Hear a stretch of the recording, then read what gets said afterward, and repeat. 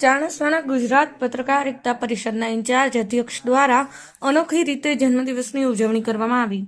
હાલના સમયમાં લોકો પોતાના જન્મદિવસની ઉજવણી હોટેલમાં તેમજ બીજા અન્ય સ્થળોએ ખોટા ખર્ચાઓ દ્વારા કરીને પોતાનો જન્મદિવસ મનાવતા હોય છે. ત્યારે કેટલાક લોકો સેવા કાર્યો થકી જન્મદિવસની ઉજવણી કરી રહ્યા છે.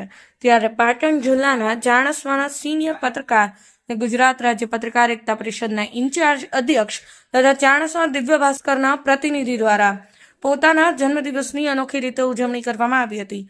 મૂળ ચાણસ્માના વતની અને પાટણ રહેતા અને ચાણસ્માના બાહોશ સિનિયર પત્રકાર તથા ગુજરાત રાજ્ય પત્રકાર એકતા પરિષદના પ્રદેશ ઇન્ચાર્જ અધ્યક્ષ અને ચાણસ્મા દિવ્ય ભાસ્કરના રિપોર્ટર કમલેશ એમ પટેલનો જન્મદિવસ હોવાથી તેઓ દ્વારા તેમના જન્મદિવસની ઉજવણી ચાણસ્માના સ્લમ વિસ્તારમાં કરી હતી, જ્યાં ઝૂંપડપટ્ટી વિસ્તારમાં રહેતા લોકોને ફ્રૂટનું વિતરણ કરી જન્મદિવસની ઉજવણી કરી હતી.